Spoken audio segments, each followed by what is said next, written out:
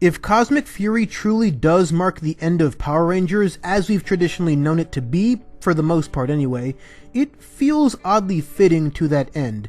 It's a production where various parties had different takes on what the length should be, various elements in their sort of Q-Ranger adaptation clash and smash into each other. Kai Moya wasn't even sure if his schedule would allow for him to fully be there, and through some stumbling and some bumbling, it finds a way to still end things on terms that almost make sense, and if that isn't a true-to-form Power Rangers season, few things can be. There's a whole other conversation to be had about that, but this is me we're talking about, so let's dig into what the story and its various aspects speak to. The way most of the plot progresses doesn't have a ton of details in and of itself that necessitate an extensive look in. We know Zedd is doing his thing and the Rangers have to stop him after a year off, but most of the story involves the ever-changing battlefields that house numerous conflicts and confrontations leading up to the final story arc of sorts. Really, the whole season feels like a final story arc for good or for ill, which is why I would label that as one of the messy aspects of Cosmic Fury. The breakneck pace doesn't allow a lot of moments to really feel like moments and have their own little space in the limelight, because cosmic warfare keeps raging. While this by no means derails every good, interesting, or even genuinely creative moment, it does undercut plot points that probably would have worked better in a long-run 20-plus episode format. For example, they went as far as to remove Javi's whole arm, and show it, which I did not anticipate, only to have his physical recovery, and more importantly his emotional recovery, treated as a second-class citizen in a plot that has other things to do. I fully realized they always would have only gone so far with this particular plot point, but then were forced to beg the question, as we've so often had to do these past 3 years, why do it at all? This certainly wasn't something they had to make work with Q-Ranger footage. The closest comparison you can even make is their Black Ranger being fully robotic, and also having died for a spell, but that's a reach even for the most lenient of reads. But this structure isn't exclusively negative towards Cosmic Fury's narrative goals. The uncertainty around Kai Moya's scheduling forced him into a role where filming with the rest of the team would prove trickier. So, in a move I would file under very good, Hasbro leaned into their asshole blue archetype in the best way possible, giving Zedd the evil son he actually wanted. Sorry, Thrax. There's two main things I like about this setup. The first ties back into the fast-paced by necessity storytelling. By having Ollie as one of Zedd's primary generals, a character that by his very nature is focused and tactical, you don't need Dino Fury's pacing and you arguably shouldn't use it anyway. Ollie being the new face of on-the-ground evil doesn't just mean you barely have to change him, but he can get himself in and out of situations very quickly simply by knowing the Rangers very well. So he appeals to their natures, even that of his own mother's, anticipates their actions, tries to use his own wayward team to combat theirs, while also using intelligence they gain against them. Whatever else you might think of Ollie, though even in Dino Fury he had a few moments, he is very well positioned as the villain here, and the writing actually does a pretty good job in the heat of everything, tiptoeing the line between is he cured or not until it's a sure thing. There's an intended stiffness to the way he's always been directed, where his lying to hold on to an act and Kai Moya's actual acting syncs up pretty well. His villainous trajectory might have worked in a more day-to-day villain of the week type setup, but I don't think it would have worked nearly as well. Mainly because Ollie wouldn't fall into the same trappings as a standard antagonist, certainly not one by Hasbro's metrics. So, fittingly, given the space motif, he feels a lot more in line with Trakina and her early schemes than, for example, Evox and his schemes, right down to having a disappointed space daddy. Now let's discuss how everyone and everything else falls into the story, starting first with our new Ranger Red, a development I'll file firmly under the label of complicated. Amelia being the third first female Red and fifth first female leader is already 10 caveats too many for Hasbro, or anyone else, to justify throwing a parade over. That doesn't make the intent a net negative, and it certainly doesn't make Amelia a worse character in and of itself. Rather, the show itself accomplished both of those things. Say, remember when they swore up and down that this promotion wasn't going to impact the presence of a far less present Zeto? Now, joking aside, there's a larger conversation to be had there that a lot of people, both fans and detractors of this season alike, are being frustratingly one-dimensional about. We will get there near the end, but placing the focus back on Amelia for now, it's really telling that the writers changed nearly everything about her in order to make her whole thing this season a tokenized idea of leadership, simply so that they can claim they checked that box. A lot of this season is like that. Fans clamored for some reference to SPD with the year 2025 looming ever closer. It's here. Nobody liked one of the better Sentai suits getting left out in the cold. Problem solved. It's like certain parts were written by a committee of message board admins with zero regard for context. Make no mistake, I'm not against the idea of Amelia or anyone else here, besides Ollie, leading this particular team. And I've made it clear in the past that Izzy, to me, was the far easier and far more natural choice. What with her rather natural sense of taking charge, but inbuilt fear of going too far and losing people. An Izzy-led team would have been very imperfect in a way that likely would have made for a much better, much more satisfying story. Conversely, Amelia's entire situation came off as the show being scared to death of giving her any stumbles, or hurdles, or genuine flaws as a leader, because then people would have to critique her for it, just like she rightfully did to Zeto 2 years ago. So instead, we get various individuals gassing her up, telling her she's already perfect for this, as evidenced by, I don't know, the morphing grid, I guess. That would already make for the most boring possible way to tell that story, regardless of who ended up wearing red. And beyond one tacked-on reference to her ghost hunting days and the rather vague emotions that define her and Ollie's relationship, we don't really see Amelia at all. We do see her doubt her ability once, and then the story just keeps chugging along. If some of those doubts at least lingered more, then the cheer squad routine they had some of the others doing would showcase some much needed camaraderie in an unfamiliar space. But due to either a lack of time or a lack of foresight or both, we don't get that. It's not too different from how Beast Morphers never effectively spotlighted Devin and Zoe falling into the role of Ranger as opposed to being picked for it. So if you for some reason skipped just episode 1, you'd be hard pressed to come to that conclusion, especially when comparing them to that one more legitimately chosen weirdo. All this to say, I do genuinely think Amelia could have been a great leader and a good character here, but the cruel irony is that because the writing focuses on leader as a personality trait and not as simply a role, it feels hollow in a very not PR way. I say that because there's countless tales of Rangers who shouldn't be there, so to speak. Rangers promoted apropos of none of the traits they thought they had at the time. That's easily my favorite kind of story to tell with this franchise, embodied near perfectly by my favorite Towel Boy. But they go a different route here, one that could have worked, but doesn't. But lest we forget, Amelia isn't the only one who got promoted this season.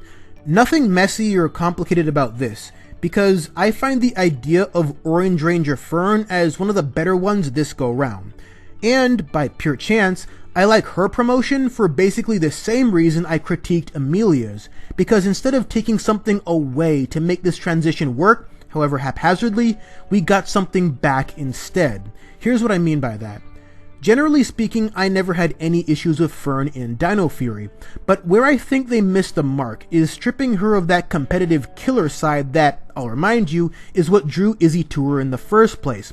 After the big race episode, they relegated Fern to the role of supportive girlfriend when she did appear, and save one bright spot to that end, the foundations of her character looked to be lost in the sea of time. But here in Cosmic Fury, they essentially combine the Fern that was with the Fern that is, giving us a still very supportive girlfriend who scoffs in the face of danger and is generally down for whatever, at no point content to just take a backseat ride through the cosmos. My interpretation of that is because she's still got that bit of fire in her, she doesn't want to be viewed as lesser than, or be the exclusive recipient of protection while her girlfriend and everyone else do the fighting and the fixing. And in the end, she inherits the power of Solon's race simply by being bold and brave enough to go out and save her when nobody else could at the time. And that specific type of earned upgrade is a tale as old as PR itself. So it's nice that it made an appearance during this, the 30th year. Nothing about Fern's involvement is too nuanced beyond that, and it didn't have to be. I love that she's excited to be part of everything and anything, sometimes while having no clue what the thing even entails, and her naturally loving and supportive side made for an immediately positive addition to the Ranger team and to their death metal band. The slightly ironic downside is that it pigeonholes Izzy into the role of excessively worried girlfriend, who occasionally makes sassy remarks for the camera, but she is still plenty good at both of those things at the very least. Now, let's finally talk about the RAFCON boys, a topic I would argue could be filed under all three of my chosen video essay descriptors. I'll start with this as it pertains to Iyon. The version of him we got here should have been the Iyon we got all along. Zeto was gone for a year, and Iyon found a way to sort through all that, only to have him come back and then be gone again. The fact that these events are utilized as a constant and fairly consistent means of emotional instability for our resident huckster is not what I expected, and more to the point, way better than I could have anticipated. What really sold me on it is how Iyon is never sure how to think or feel about any of the far too many developments happening. This is another case where the sheer speed of everything works to the show's advantage. Iyon's palpable frustration with things as they stand and as they change is only amplified by his lack of agency to that end and an inability to really dwell on it because the war rages on. For one of the only times in 3 years, Iyon feels every inch of the helplessness he felt when the Sporix project he rejected happened anyway, or when his former teammates died and he could do nothing but survive and carry that survivor's guilt with him. We've previously discussed Iyon's awkward entrance into the show way back when, and how it raised enough eyebrows that Simon Bennett himself had to explain why it wasn't the long-standing undercurrent of emotions it should have been. This is as good a response to that as we could really hope for, evoking a similar feel to Zeto doling out every defense mechanism in the book when Tarek started to come around, except this time we get real follow-through. It really is this complex, difficult to navigate web of feels that only served to break Iyon multiple times even when he thought he had put himself back together. This time around, there's something even more powerful and real about Iyon needing to let Zeto go one more time. It's pretty dour how he felt unable to save his closest friend and needs to heal all over again, but it's the good, earned kind of dour. Digging more into our resident Champagne Ranger, we need to collectively detach ourselves from the overly myopic notion that Zeto's presence in this season is exclusively tied to Amelia's promotion. There is a point to be made there, but it's not a point I plan to focus much on today. Rather, I think there's another side to this that adds a level of intrigue the writers maybe planned for, and here's why. Zeto has spent the better part of 3 seasons mentally and emotionally brushing up against the fact that his people are largely gone. His old home/city has long since been wiped off the map, and the same device he approved the construction of not only started a war that ravaged his and countless other worlds, but also detonated what remained of RAFCON after it became a green paradise in the wake of not suffering through all that warmongering millions of years ago. Now, while the writing to that end routinely proved itself to be alarmingly lacking, choice moments scattered throughout, usually ones that lean into Russell Curry's fairly impressive quieter acting moments, paint a powerful picture that depicts where he is emotionally. Moments like learning about how long he's been away and what that means for the people he used to know. His time spent thinking about his mother, remembering the RAFCON that was, to say nothing of his aforementioned need to lash out at Tarek. I would argue another such instance is here. Zeto being very cognizant of his limited time on the mortal plane and finding peace with that begets the next idea. That being doing what's best for everyone else and not what is necessarily best for him and his desires might be the way he absolves himself from his mistakes, some very real, others amplified through guilt. Even though it's the end of Dino Fury Season 2 where he sacrifices his life, from the audience's POV, he's barely gone before becoming Zeto the White. So only in the here and now do we see those gears turning in his head regarding what he wants his fate to be. On some level, Zeto is more self-sacrificing now than at any point before because maybe, and I do have to stress maybe, he's actually internalized what it means to not be that and have everyone else be sacrificed for your calls instead. That was the last thing that happened to both him and Iyon prior to waking up in the present day. And now, at long last, they have to face up to the different things both took away from that tragedy in a way that isn't immediately undercut.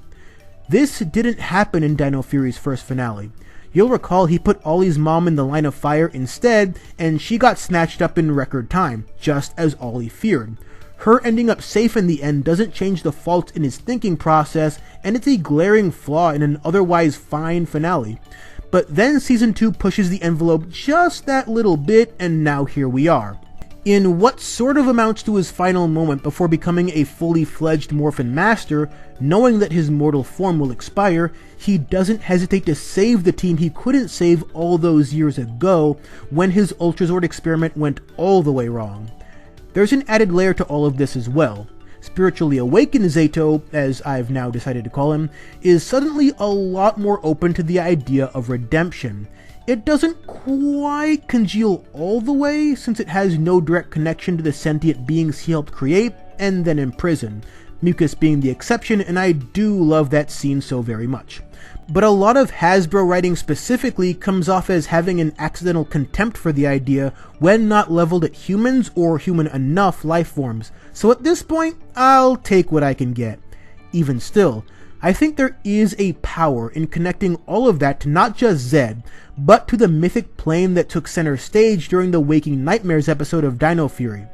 I've criticized that particular episode rather heavily, but fairly, in past videos. It's not a very good episode as is, and is indicative of a lot of Dino Fury's most salient issues. But if you had to recontextualize the big sticking points of that episode, and clearly the writers felt that they did, this would be the way to do it. Because if everyone deserves a chance at redemption, then that of course includes Zeto himself. Whether he feels he's done enough to redeem himself, only he could answer, though I do favor the story being kind of vague about that. So using this specific space as the Morphing Master approved hotspot for finding a light at the end of the dark, that lines up impossibly well with the good version of Zeto all 3 seasons find ways to capture in between getting bogged down by this or that wonky decision. So, to wrap up my point, I'll just say this. I'm very mixed on Amelia displacing Zeto as the leader of this team, and I do not care for how the execution of it panned out. Zeto isn't even awarded an RJ-like role where he can actively contribute to Amelia's growth, which would have been great for both characters.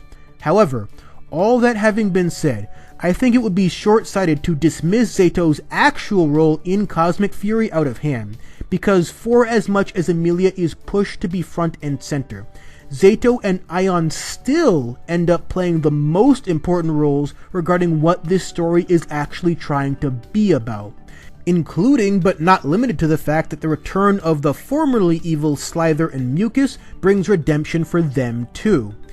This marks a smooth enough transition to discussing the other side of the conflict. I still think Cosmic Fury fighting off Zedd specifically doesn't serve their story as well as a unique villain specifically tied to them would have. That being said, I much prefer the bumbling boomer Zedd we got here compared to the most evilest version ever Zedd they settled us with in Dino Fury. So again, if you had to bring him back in some capacity, and the production team deemed this to be the case, this was a viable enough option. It's amusing that he has to put up with the Nare family and their allies in a way that parallels the chaos of Lothor and his lair. It's kind of clever, but also kind of not for reasons we'll discuss later, to have him double-crossed by Bajilia, a woman more concerned with profiting off a war economy than she is with her own daughter. It feeds into this played-for-laughs idea from way back, where Zedd progressively becomes just another dude as more and more PR villains start rolling in, so everyone from Ivan Ooze to Rita herself can just push him around, and so it's proved again.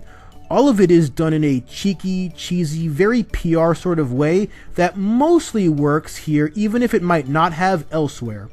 and what's most impressive to me is how they managed to hold on to all of that while giving him a surprisingly effective relationship with Ollie, to the point where Ollie quoting his own words to him in the end almost feels kind of right? Even while brainwashed, he still saw a side to Zedd where he felt his unique outreach could help, and it did.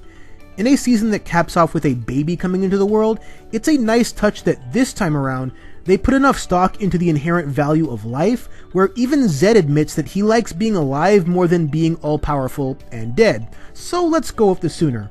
And it's because of that, and because of what we see with Ollie, that it's not some foregone conclusion that his hilarious Rita scene will keep him time-looped forever. While it is comedic, it's also oddly fitting that Ollie recalls applicable life advice from the villain here, while not even evil anymore. Advice that Zedd was not forced to dole out while his ward of the court struggled with his missions. And if he could take that tiny step, who's to say he can't take the next one? It's not perfect by any stretch, but compared to some other complicated aspects of the season, and seasons past, it leans enough into territory I appreciate to merit some praise. So, before we turn the page on this era of Power Rangers, allow me to bring up a couple more topics that didn't warrant their own breakdowns, but still added to proceedings in whatever small way. With rare exception, the variety of cameos and nostalgia hits lacked a lot of substance, a pretty consistent sore spot for a number of years now. Those feelings are further amplified by the presence of the capitalist villainess, who seems designed to take pot shots at things such as trying to recreate one of the most definitive moments in PR for profit, something Hasbro unironically has done or has tried to do all the time. This also includes joking about copyright, and I can personally attest to their, but especially Toei's, poor record on that front. It adds a perhaps unintended layer of cynicism that rubs weirdly against other story elements. Once and always showed me that Hasbro can put it all together in a neat, satisfying package when that's all they have to focus on. Incorporating this into the stories of seasons not really built to handle it, however, that's what creates mixed results from where I'm standing. Like, for example, throwing a bunch of CGI Megazords at us so quickly and so poorly rendered that you can barely tell who's fighting what for however long. And then that can't linger, so away we go to the next plot point.